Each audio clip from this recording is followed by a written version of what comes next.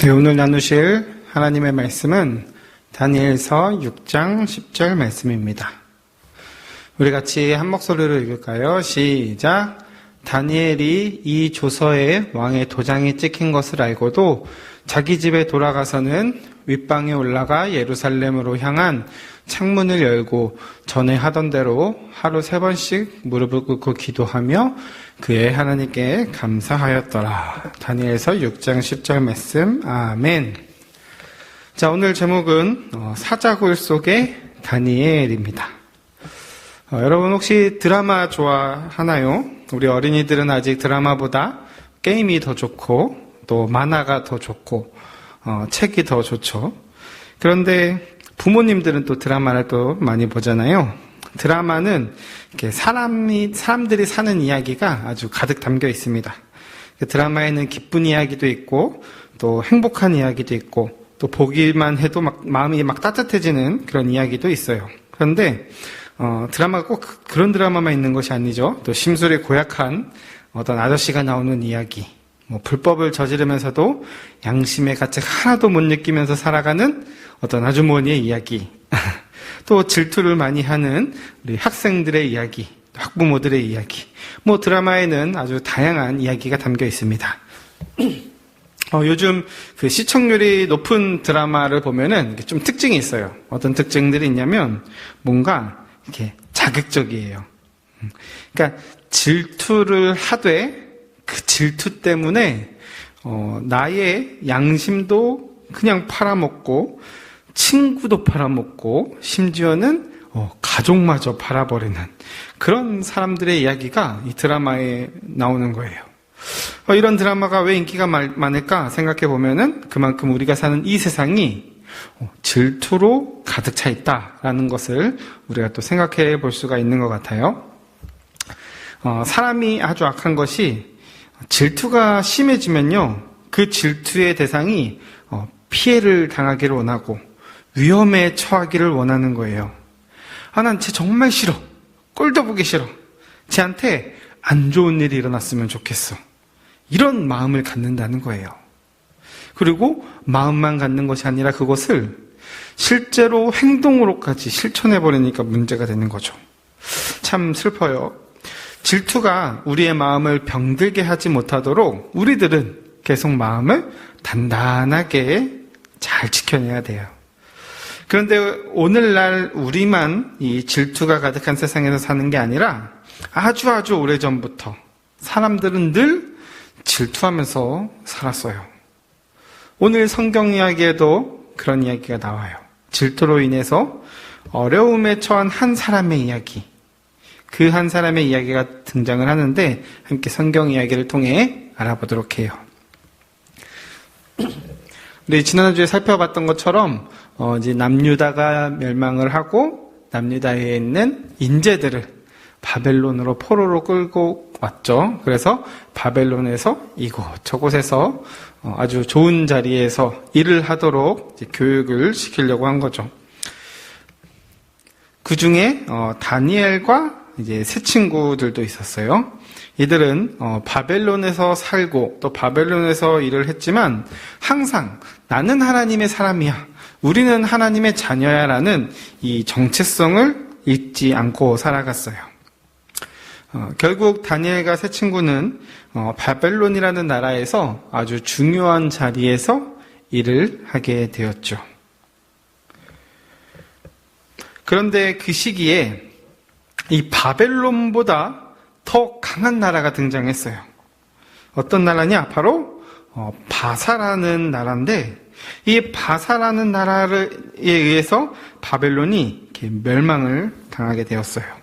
그래서 바사의 왕 다리오는 이제 나라를 다시 새롭고 튼튼하게 만들기 위해서 3명의 총리와 120명의 높은 관리들을 세웠어요. 그리고 그 중에 가장 지혜롭고 총명한 다니엘을 왕 다음 높은 자리에 세워가지고 나라를 다스리게 했죠. 이 포로로 끌려왔던 다니엘이 왕 다음으로 가는 아주 중요한 일을 하게 된 것이 참 놀라워요. 그런데 문제가 생겼어요. 이 다니엘을 질투하는 사람들이 생겨난 거예요. 총리는 여러분 3명이었잖아요. 근데 왜 다니엘이 그 3명 중에 가장 높아야만 하는가? 어떻게 하면 저 꼴도 보기 싫은 다니엘을 무너뜨릴 수 있을까? 이 시기와 질투에 눈먼 사람들이 아주 나쁜 계획을 짜기 시작했어요. 그들은 이 다니엘의 약점을 잡아가지고 그를 무너뜨리려고 했는데 아무리 샅샅이 다니엘의 뒤를 캐봤지만 아무것도 나오지 않았어요. 털어서 먼지 안 나는 사람 없다고 했는데 다니엘이 먼지가 안 나는 거예요. 근데 그들이 포기하지 않고 이번에는 다니엘의 신앙을 한번 이용해 먹어보자. 나쁜 계획을 세웠죠. 그들은 왕을 찾아갔어요. 오 왕이시여, 왕께서는 위대한 분이시니 그 누구도 왕 외에 다른 이에게 기도하지 않는 법을 만드십시오. 왕보다 위대한 자가 있다고 하는 자는 누구든지 왕을 모욕하는 자이오니 왕의 칙령으로 당신 외에 다른 이에게 기도하는 자를 당신의 위대하심을 모욕한 죄로 물어서 엄벌로 다스리소서. 이렇게 왕에게 제안을 했어요. 그런데 이 왕이 아주 오만했던 것 같아요. 어허허, 그 참 기쁜 소식이로구나. 그렇게 생각하고는 자신이 아닌 다른 신에게 기도하는 자는 지휘관 누구라도 상관없이 사자굴에 던져 넣으라고 명령을 내린 거예요. 이제 이 왕의 칙령이 모든 사람들에게 울려 퍼졌고 다니엘에게도 들려졌어요. 하루에 3번씩 하나님께 기도드렸던 다니엘에게 이 왕의 칙령은 너무나도 난감했던 거예요. 이는 마치 뭐와 같았냐면은 다니엘에게 하나님을 포기하라는 공격과도 같은 거예요. 하나님보다 왕을 더 위대하게 여기라는 공격이었던 거예요. 그러나 다니엘은 하나님만이 자신의 유일한 왕이었고 자신은 하나님의 사람, 하나님의 자녀라는 사실을 부인할 마음이 없었어요. 다니엘이 기도를 포기했을까요? 기도를 계속했을까요? 네, 계속 기도의 자리를 지켰어요.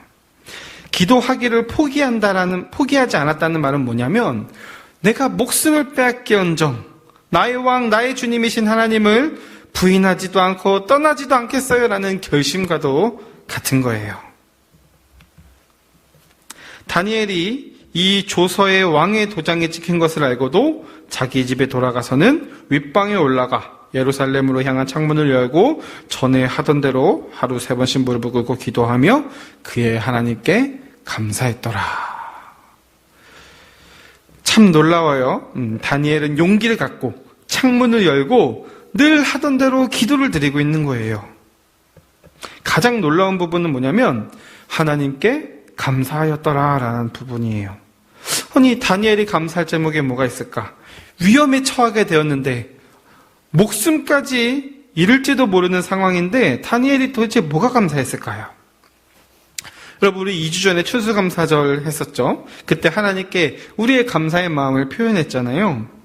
하나님의 자녀는 상황이 항상 좋고 안전할 때만 감사할 수 있는 것이 아니라 다니엘처럼 안 좋은 상황 가운데서도 위험한 상황 가운데서도 위기 가운데서도 감사할 수 있는 능력이 있다라는 거예요. 그게 바로 하나님의 자녀의 힘이죠. 우리가 지금 성경을 읽으면서 여기서 기대할 수 있는 게 뭐예요? 다니엘이 아무리 기도해도 고발당하지 않는 거예요. 그렇게 하나님이 지켜주시는 거예요. 그리고 오히려 나쁜 계획을 꾸민 사람들이 잡혀가는 거죠. 우리는 그걸 기대하지만 그런 기대는 펼쳐지지 않죠. 사람들이 다니엘을 고발했어요. 여러분 다니엘이 기도했다는 소식을 듣고 왕의 칙령을 어겼다는 말을 듣고 왕이 고심에 빠졌어요. 왜냐하면 왕은 다니엘을 너무나도 신뢰했고 또 좋아했기 때문이에요. 아니 이처럼 정직하고 총명한 사람이 어디 있을까? 왕은 다니엘을 무척이나 신뢰했던 거죠. 그래서 왕은 다니엘을 구해주려고도 생각해봤어요. 하지만 나쁜 그 악한 일당들이 왕에게 가서 왕이 세운 법은 고칠 수가 없습니다. 이러면서 왕을 막 압박하기 시작했죠. 그래서 결국 왕은 다니엘을 사자굴에 넣으라고 명령을 내렸어요. 그러면서 왕이 이런 말을 했어요. 다니엘, 네가 항상 섬기는 너의 하나님이 너를 구원하시리라. 왕은 사실 여러분 체면 때문에 다니엘을 사자굴 속에 던져 넣었지만 그의 솔직한 마음은 뭐였냐면 다니엘이 죽기를 바라지 않았던 거예요. 그래서 하나님을 믿지도 않으면서 그가 하나님이 다니엘을 구원해 주시기를 바라고 있었던 거예요. 왕은 궁에서 밤이 새도록 밥도 안 먹고 잠도 안 자고 놀지도 않고 그렇게 초조하게 기다렸어요. 왕이 다니엘을 얼마나 소중하게 여겼는지 좀 느껴지죠? 그 이튿날 왕이 새벽에 일어나서 급히 사자굴로 향했어요. 그리고 이렇게 소리를 외쳤어요. 살아계신 하나님의 종 다니엘아, 네가 항상 섬기는 네 하나님이 사자들에게서 너를 능히 구원했느냐? 사실 왕이 진짜 기대했는지는 모르겠어요. 과연 사자굴 속에서 다니엘의 목소리가 들렸을까요? 사자들의 으르렁거리는 소리가 들렸을까요? 아마 유치원에 다니는 우리 친구들에게 물어봐도 당연히 사자의 으르렁거리는 소리요라고 대답할지 모르겠어요. 그런데 놀랍게도 왕에게 되돌아온 목소리는 다니엘의 목소리였어요. 왕이시여, 나의 하나님이 이미 그의 천사를 보내셔서 사자들의 입을 닫게 하셨어요. 사자들이 나를 해치지 않았어요. 하나님께서 그의 천사들을 보내셔서 나를 지켜주셨어요. 이러면서 다니엘이 자신을 지켜주신 하나님을 자랑하면서 왕에게 대답을 했어요. 왕은 너무나도 기뻐하면서 다니엘을 이 동굴에서 올려주었죠. 그리고 다니엘의 몸을 살펴봤는데 몸이 상하지가 않았던 거예요. 하나님께서 이 다니엘의 믿음을 보시고 다니엘을 사자굴 속에서도 지켜주셨던 거예요. 그리고 그 사자굴 속으로는 다니엘을 질투해서 나쁜 계획을 세웠던 그 사람들이 들어가서 목숨을 잃고 말았어요. 여러분, 다니엘서가 성경에 기록된 이유가 분명하게 있어요. 그것은 이 북이스라엘과 남유다가 아수르와 바벨론에게 공격을 당해서 모두 망하게 됐잖아요. 그들은 이제 아무런 희망도 없고 모든 것이 끝난 것만 같아요. 하지만 포로로 끌려간 이 사람들 중에도 목숨을 걸고서라도 나는 하나님의 자녀라는 그 자신의 정체성을 지키고 하나님을 최고로 사랑하고 섬겼던 사람들이 아직 남아 있었다라는 것을 이 다니엘서가 증명해주고 있는 거예요. 따라서 하나님은 이 다니엘과 새 친구와 같은 사람들을 계속 일으키셔서 그들을 통하여서 하나님의 나라를 분명히 완성해 가실 거라는 거예요. 여러분, 오늘날 우리도 기억할 것이 있어요. 우리 부모님께서 사실 때, 어린이였을 때에 비해서 지금 오늘날 여러분의 시대는 점차 예수님을 믿는 사람들이 줄어들고 있어요. 그런데 여러분, 여기에서 목사님이 여러분들께 꼭 해주고 싶은 말, 숫자에 위축되지 말라는 거예요. 우리는 그냥 우리가 믿는 하나님을 온 마음과 정성을 다해서 사랑하고 섬기면 되는 거예요. 숫자에 집착할 필요 없어요. 다니엘과 새 친구처럼 당당하게, 굳건하게 우리가 믿는 하나님을 믿으면서 살아가는 거예요. 시기와 질투의 눈이 멀어서 죄가 없는 사람의 목숨을 빼앗으려고 했던 사람들, 힘과 권력의 눈이 멀어서 잘 생각해보지도 않고 계획을 받아들였던 왕. 하나님의 사람, 하나님의 자녀의 모습은 그렇지 않아요. 다니엘과 새 친구처럼 정직하고 성실하고 진실하고 용감해요. 어떤 상황에서도 하나님을 나의 왕으로 고백하기를 포기하지 않는 어린이. 우리의 눈에 아무리 좋아 보이는 것이 넘친다 하더라도 하나님을 그 무엇보다도 가장 소중하게 여기고 귀하다고 고백하기를 포기하지 않는 어린이. 우리 한양교회 어린이부 친구들은 모두 그런 하나님의 사람들로, 하나님의 자녀들로 살아가기를 바라요. 다니엘과 세 친구와 함께 해주셨던 그 하나님이 오늘날 저와 여러분과 함께 해주실 것을 믿습니다. 기도하고 마칠게요. 살아계신 하나님 아버지, 우리가 언제나 하나님만을 가장 높이고 하나님만을 가장 사랑하며 살아갈 수 있도록 도와주세요. 우리의 성실함으로 또 정직함으로 진실함으로 하나님의 이름이 영광을 받으시도록 인도하여 주시옵소서. 다니엘과 세 친구와 함께 하셨던 하나님이 오늘날 우리와도 함께 해주실 것을 믿으며 예수님의 이름으로 기도드립니다. 아멘.